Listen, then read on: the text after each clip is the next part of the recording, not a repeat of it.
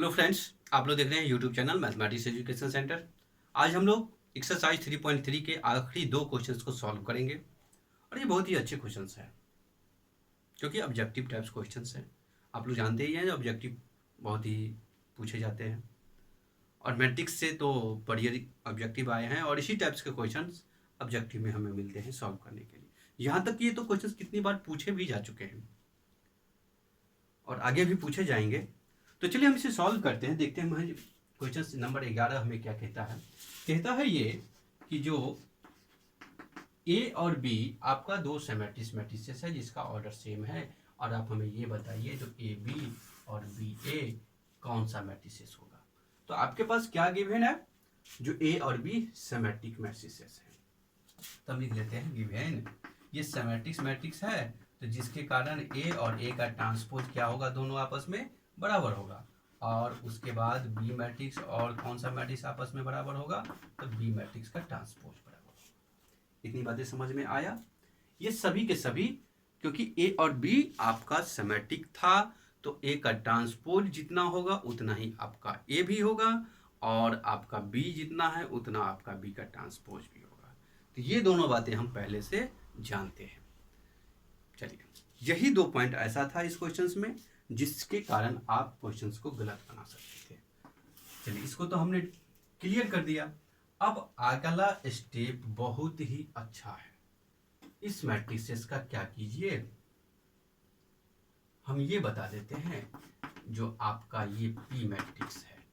देखते हैं जो पी आपका सिमेट्रिक होगा तो सिमेट्रिक्स यूज कर लेंगे, अगर पी आपका एसक्यू सिमेट्रिक्स होगा तो हम एसक्यू सिमेट्रिक्स को चूज कर लेंगे। तो इसके लिए हम क्या करते हैं, तो पी का ट्रांसपोज करते हैं। पी का क्या करेंगे, ट्रांसपोज करेंगे। ध्यान देना गलती ना हो जाए। चलिए, तो पी का ट्रांसपोज की जो प्रॉपर्टी हम लोग ने स्टडी किए थे उसमें इस तरीके से इसको हमें लिखने के लिए कहता है। अब यहाँ से ट्रांसपोज की जो प्रॉपर्टियां हैं उसके लिए हम यहाँ पर यूज करेंगे। तो ये क्या हो जाएगा, बी का ट्रांसपोज और फिर ए का ट्रांसपोज माइनस ए का ट्रांसपोज और बी का ट्रांसपोज। देखो अब यहाँ पर एक ट्विस्ट है। क्या है, आप यहाँ तक तो सॉल्व कर लिए, यहाँ से तो हम ये पता तो नहीं कर सकते है ना जो इसमें से सिमेट्रिक होगा कि एसक्यू सिमेट्रिक्स होगा।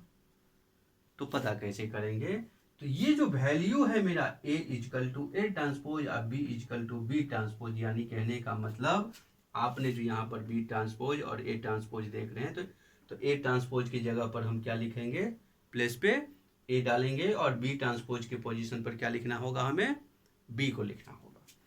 तो चलिए हम रखते हैं, तो बी ट्रांसपोज के लिए बी लिखेंगे, ए ट्रांसपोज के लिए ए लिखेंगे, फिर माइनस ए और बी। अगर आप हमको ये बताइए इसमें से माइनस कॉमन में कर लूं तो हमारे पास क्या होगा, ए बी माइनस बी ए होगा या नहीं होगा, बिल्कुल होगा। तो ये बताइए इसी मैट्रिसेस को ना आप क्या बताए थे, तो पी बताए थे।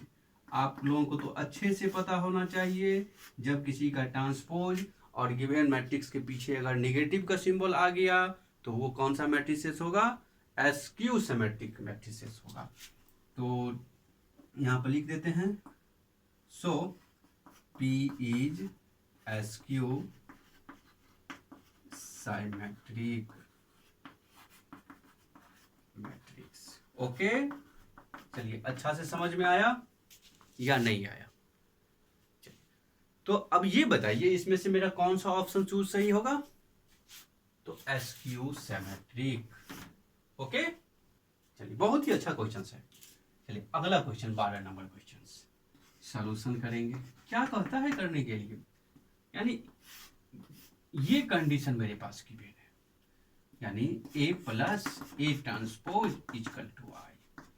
देखिए 2/2 ऑर्डर का है तो इसका भी ऑर्डर क्या हो जाएगा, 2/2 होगा। जिसके लिए आप लोग क्या जान रहे, 1 0 0 1 आइडेंटिटी है ना। चलिए ए कितना है आपके पास, cos alpha minus sine alpha और कॉस अल्फा साइन अल्फा और कॉस अल्फा। अब इसे ऐड करना है, इसे मिटाना पड़ेगा, छोटा पड़ गया। ठीक है, अब हम आगे क्या करते हैं, इसका ट्रांसपोज कर लेते हैं इसी मैट्रिक्स का।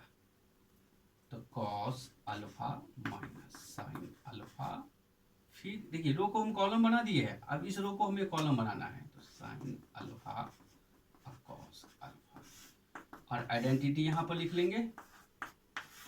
ओके, तो अगला हम क्या करेंगे, इन दोनों को आपस में जोड़ेंगे। नेक्स्ट स्टेप जो होगा मेरा वो 1 1 2 यानी 2 कॉस अल्फा, ये माइनस प्लस 0, ये भी हो जाएगा 0, और ये हो गया 2 कॉस अल्फा इक्वल टू 1 0 0 1। इतनी बातें समझ में आया या नहीं? अब इसके बाद हम क्या करेंगे, इक्वलिटी ऑफ द मैट्रिसेस से, तो 2 कॉस अल्फा बराबर 2 कॉस अल्फा बराबर 1, 2 कॉस अल्फा बराबर 1, तो यहाँ लिख देता हूँ मैं, तो अल्फा कॉस अल्फा बराबर 1/2।